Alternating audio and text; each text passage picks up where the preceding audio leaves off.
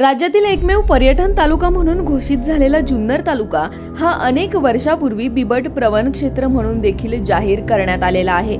येथे असलेल्या बिबट्यांची संख्या वर्षागणिक वाढतच आहे।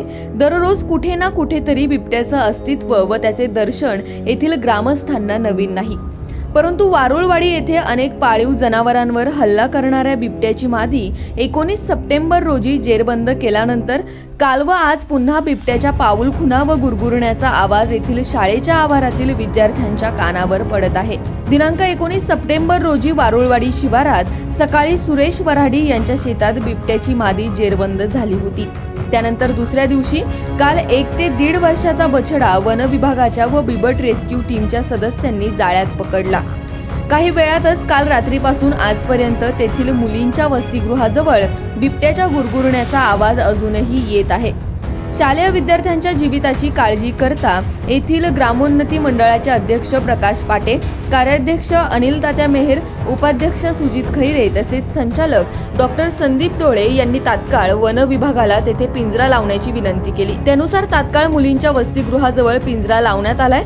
तसेच दुसऱ्या बिबट्याला जेरबंद करण्यासाठी पुन्हा एकदा बिबट रेस्क्यू टीमचे सदस्य व वन विभागाचे अधिकारी कर्मचारी उपस्थित आहेत। याच बातमीचा प्रत्यक्ष आढावा घेतलाय आपला आवाज न्यूज नेटवर्कचे कार्यकारी संपादक किरण वाजगे यांनी। पाहुयात। नारायणगाव येथील गुरुवर्य राजाराम परशुराम सबनीस विद्या मंदिरात आज पुन्हा एकदा बिबट्याच्या गुरगुरण्याचा आवाज येतोय। काल आपण पाहिलं की काल रात्री सायंकाळी 6च्या दरम्यान बिबट्याला जेरबंद करण्यात वन विभागाला व बिबट रेस्क्यू टीमच्या सदस्यांना यश आले, परंतु रात्री त्या ठिकाणी असलेल्या वसतिगृहाच्या विद्यार्थिनींनी तसेच तिथे असलेल्या रहिवाशांनी सांगितलं की पुन्हा एकदा बिबट्याच्या गुरगुरण्याचा तिथे आवाज येतोय।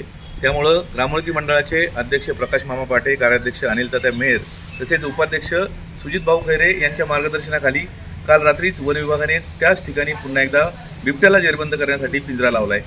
पाहुयात आज हा बिबट्या, दुसरा बिबट्या पुन्हा त्या ठिकाणी जेरबंद होतो काय। आणि आपल्याला माहीत आहे की परवा म्हणजेच 19 तारखेला सकाळी त्याच ठिकाणच्या पासून हाकेच्या अंतरावर असलेल्या सुरेश शेठ वराडी यांच्या शेतामध्ये मादी बिबट्याची जेरबंद केली होती। त्याच मादीची कदाचित ती काल 1 ते 1.5 वर्षाची जो बछडा पकडला त्याचीच ती बहीण किंवा भाऊ असावा असा कयास किंवा असा अंदाज वन विभागाने लावलेला आहे। पाहुयात पुन्हा एकदा ह्या दुसऱ्या गुरगुरणाऱ्या बिबट्याला पकडण्यात वन विभागाला यश येते काय। कॅमेरामन किशोरसह मी किरण वाजगे, आपला आवाज, नारायणगाव।